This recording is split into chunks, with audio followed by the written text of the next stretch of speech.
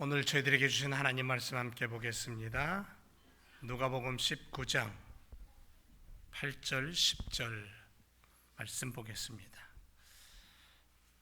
누가복음 19장 8절에서 10절까지 제가 한 절 읽고 그 다음 절 여러분들이 읽고 마지막 절 함께 말씀을 읽도록 하겠습니다. 8절 삭개오가 서서 주께 여짜오되 주여 보시옵소서 내 소유의 절반을 가난한 자들에게 주겠사오며 만일 네 것을 토색한 일이 있으면 4배나 갚겠나이다.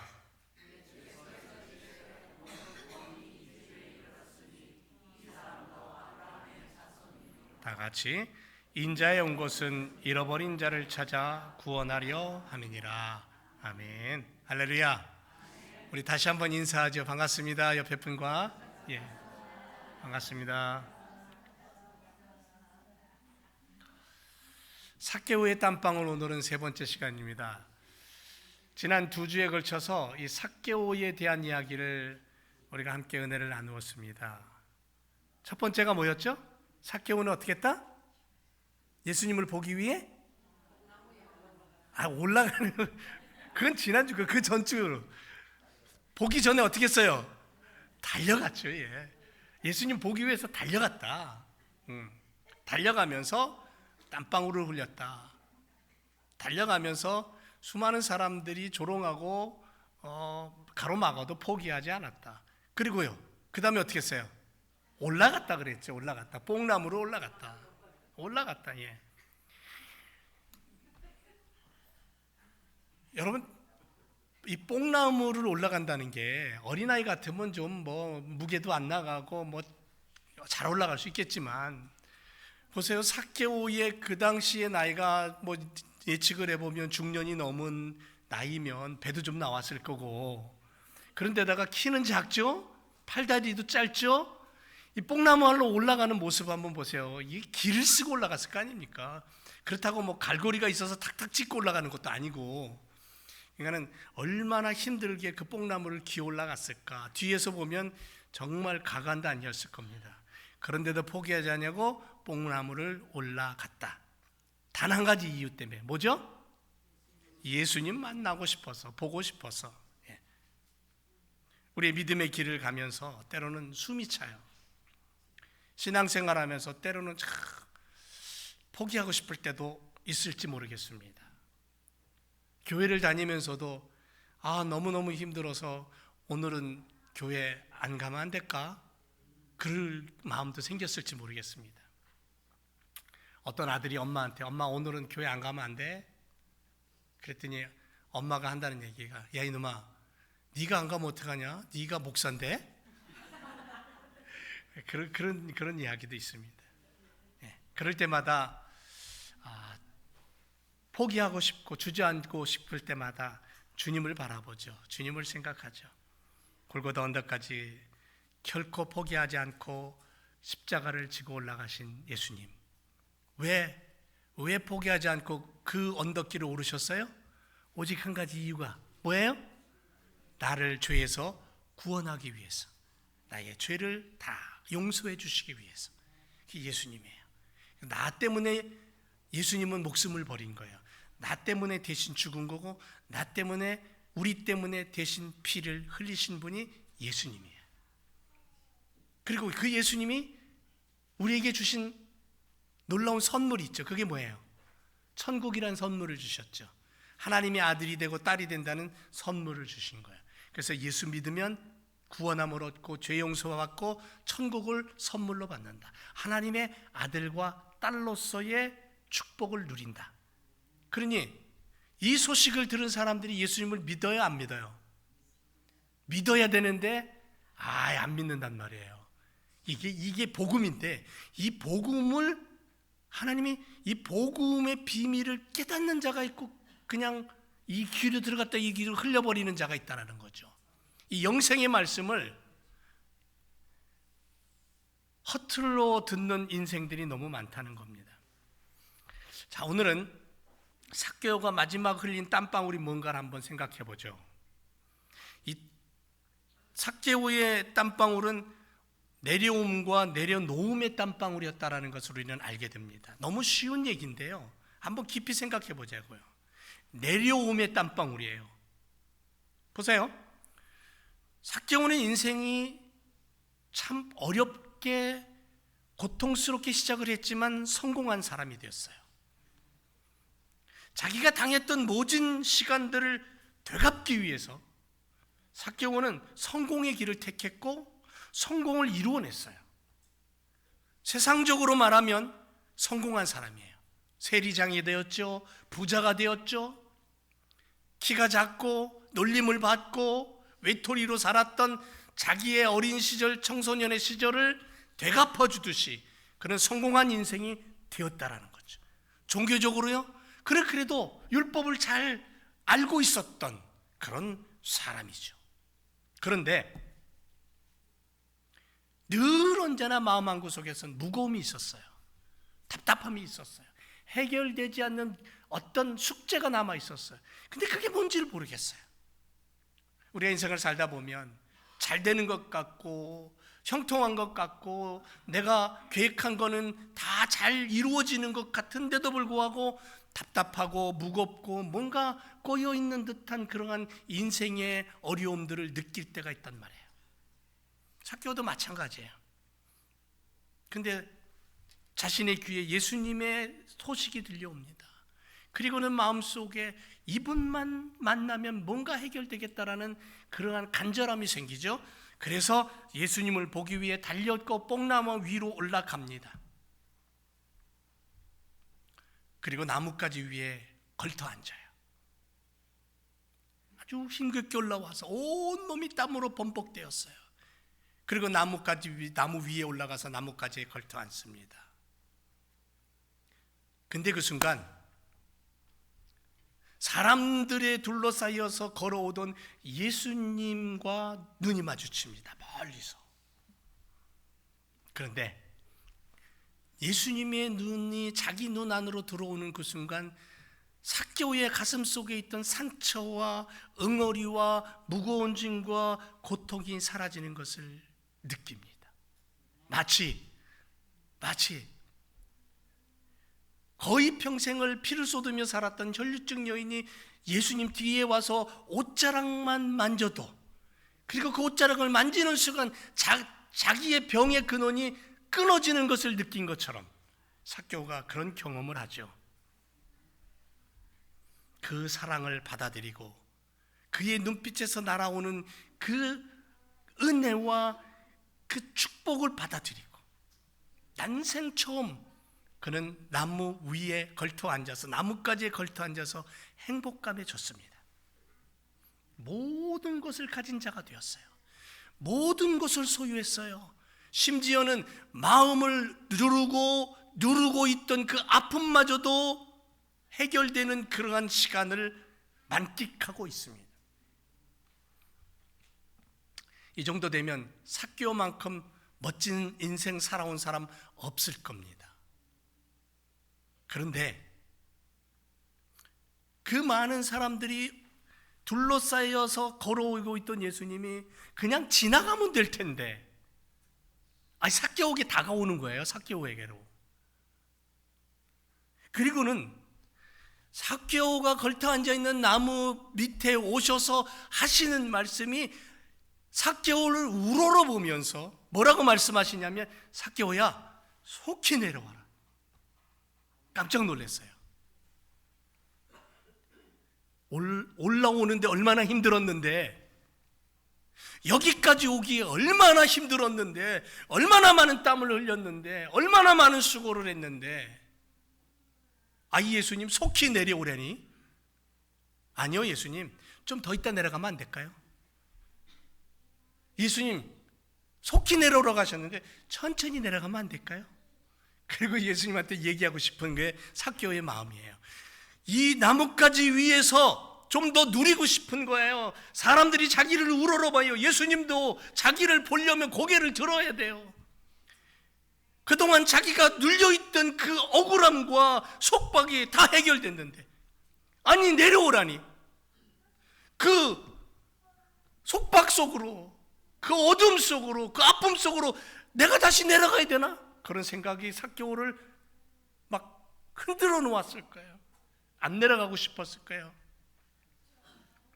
예수님이 삭개오야 속히 내려오라고 하신 이유가 뭐냐면 그 높은 자리는 너를 영원히 지켜주지 못하는 교만의 자리야.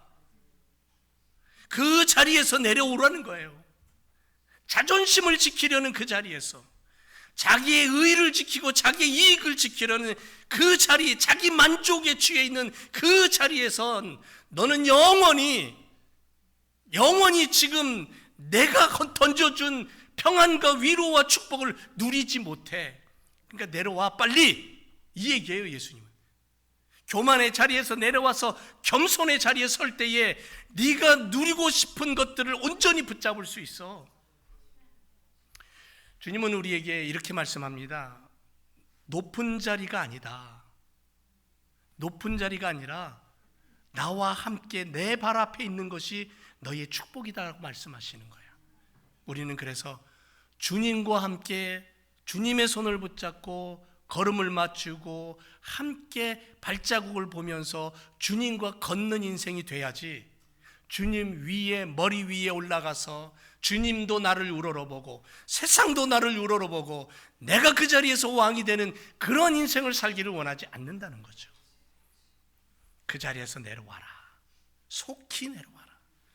여러분, 문 두드리는 손이라는 제목을 가진 유명한 그림 하나가 있죠. 성화가. 여러분들 아실 거예요. 큰 그림에 문이 있고요.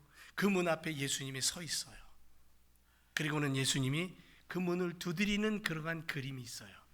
근데 그 그림을 자세히 보면 그 그림에 예수님이 서 있는 그 바깥에서는 문을 열 수가 없어요. 손잡이가 없습니다. 그 문은 어디서 열 수 있냐면 안에서만 열 수 있어요. 내 마음의 문을 내가 열지 않으면 예수님은 절대로 내 안으로 들어올 수 없어요. 문 밖에서 문을 두드리시는 예수님. 그래서 계시록 3장에 보면 볼지어다 내가 문 밖에 서서 두드린다 그랬어요. 내 마음의 문을 지금도 두드리고 계시는데 그 마음의 문을 내가 열지 않으면 예수님을 만날 수 없다라는 거죠. 주님을 만나기 위해서 나무 위로, 뽕나무 위로 올라간 삭개오가 진짜 예수님을 만나기 위해서 내려와야 되고 그의 마음을 열어야 되고 예수님을 영접해야 된다는 거죠. 그리할 때에 진정으로 주님을 만나는 거예요. 교만과 거짓과 우월함을 가지고는 주님 앞에 나올 수 없고 주님을 만날 수 없다는 거예요. 그래서 오늘도 우리가 예배의 자리에 나올 때는 내 마음에 짐들을 주님의 십자가 앞에 내어놓고 주님이 내 안에 들어와서 나와 함께 만져주심을 누려야 되는 거죠. 그렇게 예배할 때에 이 한 시간의 예배가 나의 마음의 기쁨과 영광이 하나님 앞에 올려지고 그 하나님의 영광이 내 안에 와서 나를 만지시는 거예요. 그리할 때에 진정으로 예수의 사람으로 살아갈 수 있는 거예요. 또 한 가지, 속히 내려오라. 그 말씀 속에는 뭐가 있냐면 내려놓으라는 말씀이 있는 거예요. 내려오는 것으로 만족하지 않고 예수님은 어디까지 말씀하시냐면 내려놓음의 땀방울을 요구하고 계시는 거예요. 이 내려놓음의 땀방울은 뭐냐면 욕망을 버리고 비우라는 거죠. 교만과 욕망을 내려놓아라. 삭개오는 세리장으로 사람들에게 멸시받았지만 상처를 성공으로 덮어버린 사람이에요. 성공이 영원히 완전히 그의 영적인 부분은 덮지 못했을지언정 그의 삶은 그가 원하는 대로 완전히 만들어졌어요. 하지만 주님은 그에게 이렇게까지 요구하시는 거예요. 이제 내려와. 네가 쌓은 높이는 영원하지 않고 네가 성취한 그 만족은 영원하지 않아. 주님보다 높아지면 우리의 신앙은 흔들리고요. 주님과 함께 할 때에 겸손의 자리로 내려와 앉을 때에 교만과 욕망을 내려놓는 땀방울을 우리가 흘릴 때에 주님의 나라가 무엇인가를 깨닫게 되는 거죠. 그래서 여러분, 겟세마네 동산에서 예수님이 땀방울이 핏방울 되도록 기도하셨다는 얘기는 뭐냐면 예수님이 내려놓았다는 거예요. 이 십자가가 내게서 지나갈 수 있지 않겠습니까? 라고 까지 기도하신 분이 예수님이에요. 그러니까 십자가의 그 길이 얼마나 힘들고 그게 불가능한, 정말 불가능한, 인생으로서는 불가능한 길인 걸 예수님이 아셨어요. 그렇기 때문에 그 길을 예수님도 안 갈 수 있으면 좋겠다라는 생각도 마음에 있었던 거죠. 그런데 예수님은 그것까지도 내려놓고 하나님 뜻에 순종한 거죠. 그랬을 때 우리에게 구원이 왔고 우리에게 부활의 축복이 다가온 거예요. 내려놔야 돼요. 거짓된 신앙을 내려놓으라는 거예요. 삭개오는 나무 위에서 신앙인처럼 보였어요. 삭개오는 나무 위에서 정말 예수님을 만나고 예수님을 보기 위한 멋진 신앙인으로 보였어요. 그런데 그는 진정한 신앙인이 아니라 관람자였고 구경꾼이었어요. 예수님이 잡히실 때에 그렇게 따르던 사람들이 어디로 갔습니까? 예수님을 사랑한다고 쫓아다니고 함께 잠을 자던 제자들은 어디로 갔습니까? 어쩌면 가야바르들에 붙잡혀 있는 예수님의 그 주변에는 모두가 다 구경꾼이지 진정으로 예수님을 따르는 사람은 찾아보기 어려웠다라는 거죠. 없었어요. 멀리서 바라보는, 주님을 바라보는 종교인, 신앙인은 될지 모르지만, 그러나 그 종교인, 신앙인은 진정으로 천국을 모르고 예수님의 구원을 모르고 거짓되고 허상을 쫓아가는 것에 불과하죠. 그래서 예수님 삭개오에게 말씀하시는, 야, 멀리서 바라보는 것으로는 부족해. 내가 너와 함께 살기를 원한다. 내가 너의 안에 들어가고 네가 내 안에 와서 함께 먹고 함께 살기를 원한다. 참된 신앙의 모습은 뭐냐면 예수님은 방문자가 아니라 내 인생의 주인으로 모시는 거예요. 내 인생의 주인의 자리에 예수님을 모시고 예수님을 붙잡고 사는 거예요. 스쳐 지나가는 손길이 아닙니다. 영원히 함께 동행하기를 원하시는 게 주님이고 그 주님의 마음을 받아들일 때에 진정으로 구원의 백성으로 살아가는 거예요. 주님이 내 삶의 주인이 되어 살림을 차릴 때에 그때 비로소 진정한 신앙의 길이 시작되는 거예요. 교만과 세상 욕망과 거짓된 모습을 내려놓는, 그것을 내려놓는 애쓰고 힘쓰는 땀방울이 없으면 진정으로 주님을 내가 모른다는 거예요. 그래서 신앙은 주님을 모시기 위한 깊은 땀방울이 필요한 거예요. 그리고 삭개오는 나무에서 내려오면서 비워버립니다. 여러분, 비움과 채움의 땀방울이 필요하다는 거예요. 나무에서 내려올 때 삭개오는 자신 속의 아픔을 내려놓습니다. 남들의 손가락질도 내려놓고 자기가 받은 상처도 내려놓고 자기의 원한도 내려놓고 이제까지 신이라고 믿고 따랐고 붙잡았던 권력과 세상의 욕망과 돈도 내려놓고 참된 삶이 무엇인가를 그는 거머쥐기 시작합니다. 그래서 삭개오는 나무에서 내려오면서 자신을 비워요.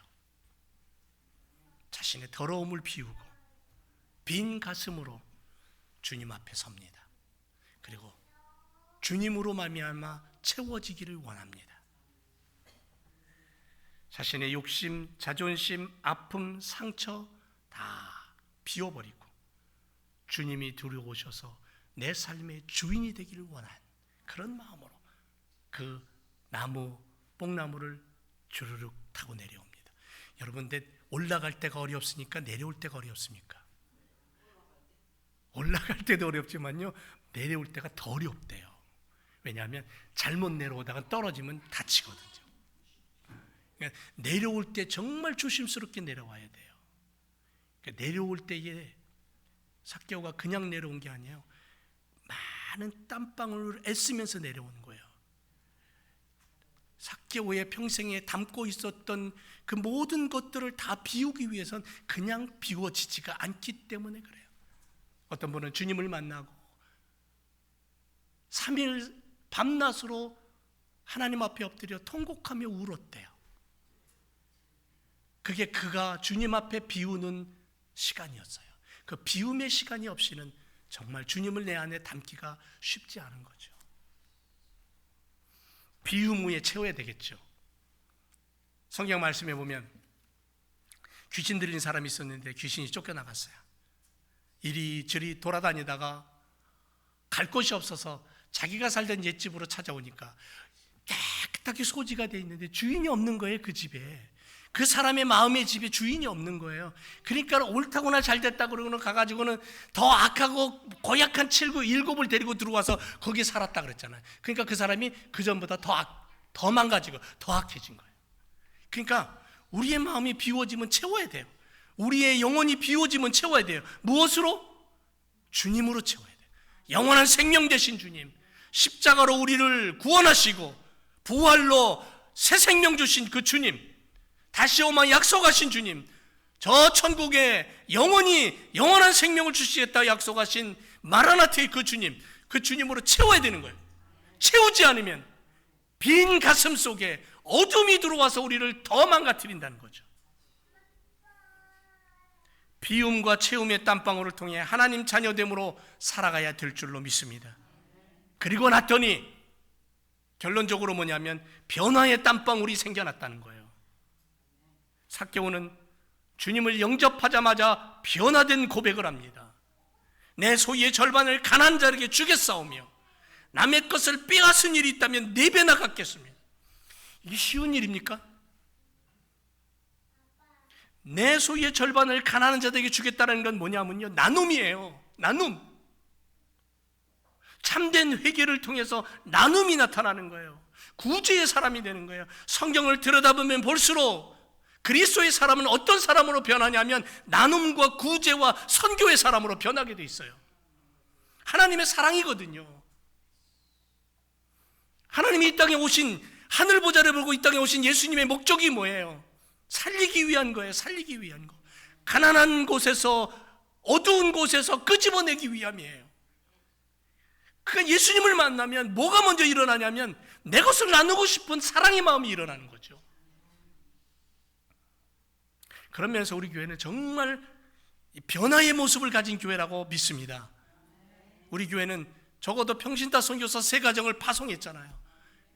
그만큼 구제와 선교에 힘을 다하여 주님의 말씀을 실천하는 교회라는 거죠.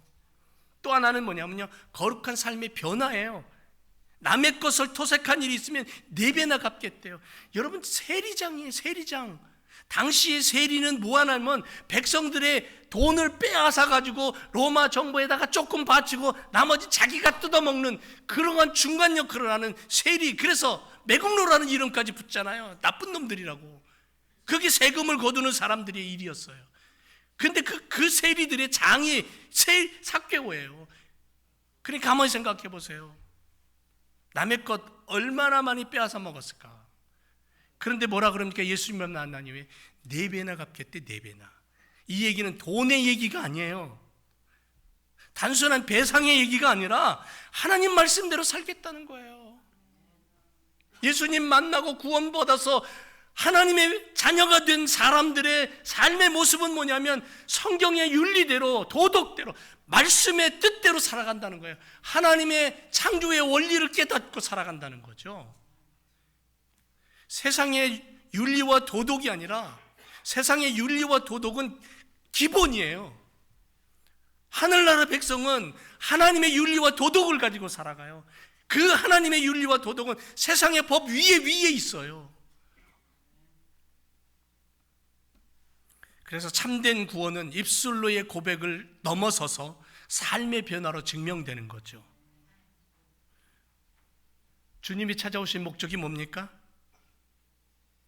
삭개오의 포기하지 않는 달려감과 인내로 올라감, 그리고 내려옴의 모습을 통해 주님이 우리에게 보여주시고자 하신 모습이 뭐예요?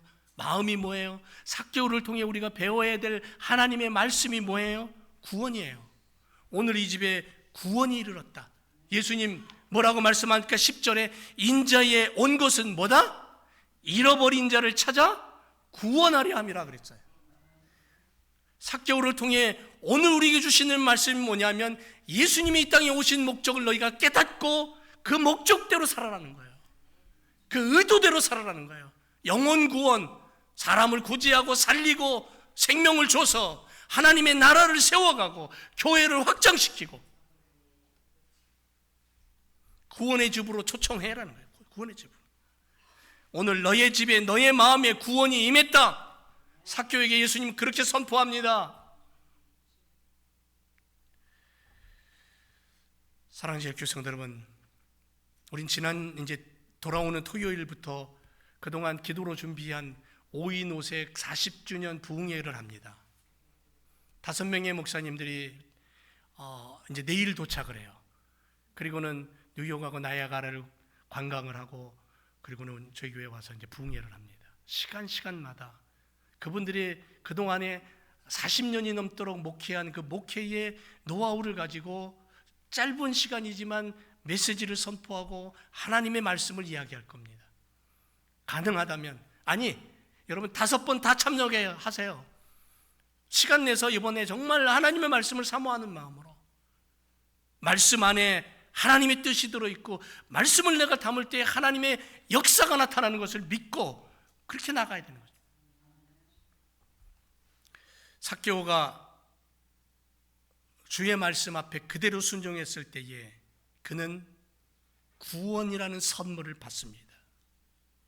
병든 자가 예수님께 와서 병고침을 받습니다. 그런데 예수님은 병자를 향하여 병고침 받은 이후에 반드시 그의 영혼까지 불러서 고치십니다. 구원이 이 집에 임했다. 주님 우리에게 오늘도 이렇게 말씀합니다. 제일교회 성도들 삶 위에, 가정 위에 구원이 임했다. 그러므로 이제는 예수님을 손님이 아니라 주인으로 모시고 주님과 함께 살아가는, 오늘 내 마음에 구원이 임했고 오늘 내 삶에 하나님의 축복이 임하고 오늘 내가 걸어가는 걸음걸음이 주님과 함께하는 그러한 동행의 걸음이다라는 분명한 고백으로 그 땀방울이, 삭개오의 땀방울이 나의 땀방울이 되어 오늘도 믿음의 걸음을 걸으며 주님의 나라를 선전하며 구원의 역사가 일어나는 믿음의 걸음이 되시기를 주님의 이름으로 축원을 드립니다. 기도하겠습니다.